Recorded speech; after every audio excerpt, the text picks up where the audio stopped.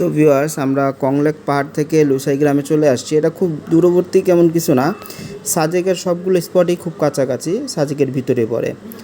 তো এখানে time table দেখা যাইতেছে শনিবারে রবিবারের দিন সকালে খোলা থাকবে, বিকাল বন্ধ থাকবে, 2 শিফটে খোলা থাকে, মাঝখানে 1.5 ঘন্টা বন্ধ থাকে এই লুসাই গ্রাম। তো এখানকার টিকিট হচ্ছে গিয়ে প্রতি 30 টাকা, এবং তাদের যে ঐতিহ্যবাহী ড্রেস, এটা হচ্ছে ড্রেসিং রুম। তো এইখানে ড্রেস পরলে আরও আপনাকে 100 টাকা পে করতে হবে।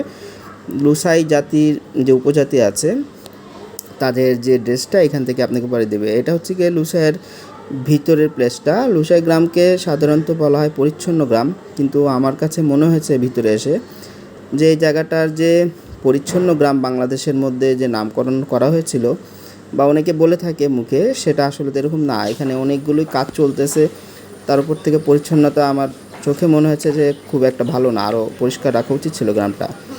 তো এইখানে সাধারণত গ্রামের ভিতরে আমি আসার পর দেখতে পাচ্ছি যে বিভিন্ন কটেজ আছে, মানে কটেজ বলা যায় যে কুঁড়ে ঘর আছে। তো এখানে দেখতে পাচ্ছেন যে লুসাইয়ের ড্রেস পরে অনেকে ছবি তুলতেছে। আসেন আমরা একটু নিচের দিকে যাই। তো এই গ্রামটার ভিতরে বিভিন্ন মডেল আছে যেগুলো সাজানো জায়গায় জায়গায় রয়েছে। একটু নিচের দিকে নামি দেখি কি অবস্থা।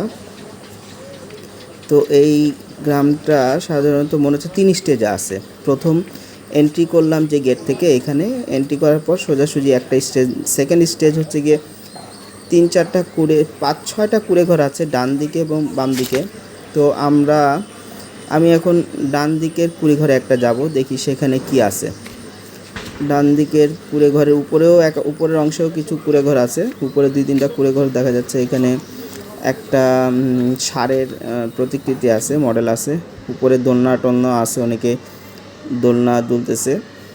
তো দেখি ভিতরে যে কুঁড়ে ঘরগুলোর ভিতরে আসলে কি অবস্থা। তো এটা হচ্ছে কুঁড়ে ঘর।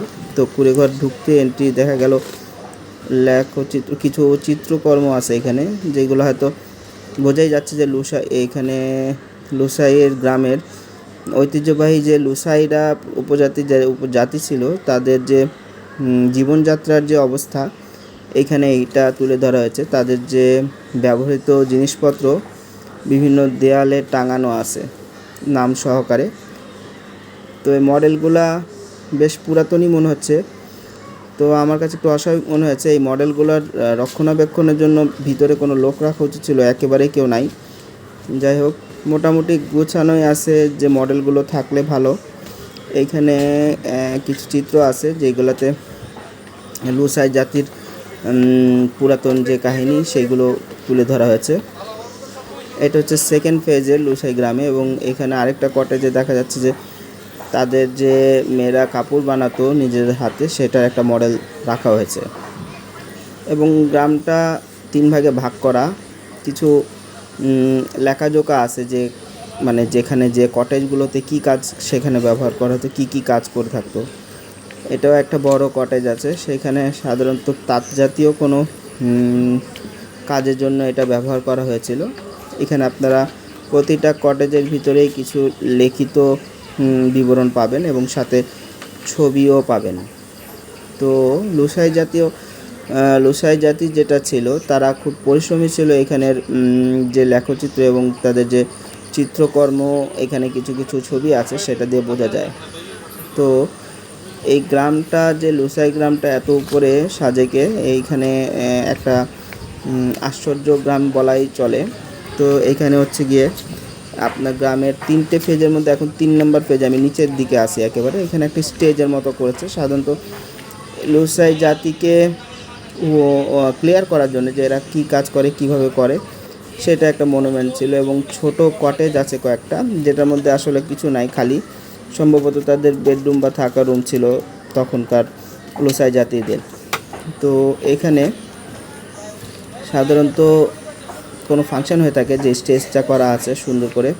এবং এই গ্রামের পরিচ্ছন্নতা আরেকটু নজর দেওয়া উচিত ছিল, এবং নিরাপত্তার বিষয়ে আরও কিছু লোক দেওয়া উচিত ছিল। এখানে আমার ভাইরা যারা আমরা একসাথে আসছিলাম, আমাদের গ্রুপে 8 জন, তাদেরকে দেখা যাচ্ছে তারা কথা বলছে, হয়তো রেস্ট নিচ্ছে কিছুটা। তো লুসাই গ্রামটা আপনার সাজেকের উঁচু পয়েন্টে আছে এবং 3 ফেজে গ্রামটা সাজানো হয়েছে। তো এটাকে আরও সুন্দর করে হয়তো উপস্থাপন করা যেত। যাই হোক, যারা সাজেকে আসবেন অবশ্যই এই লুসাই গ্রামটাও হয়তো আপনারা ভিজিট করে নেবেন। গ্রামটা আসলেই সুন্দর।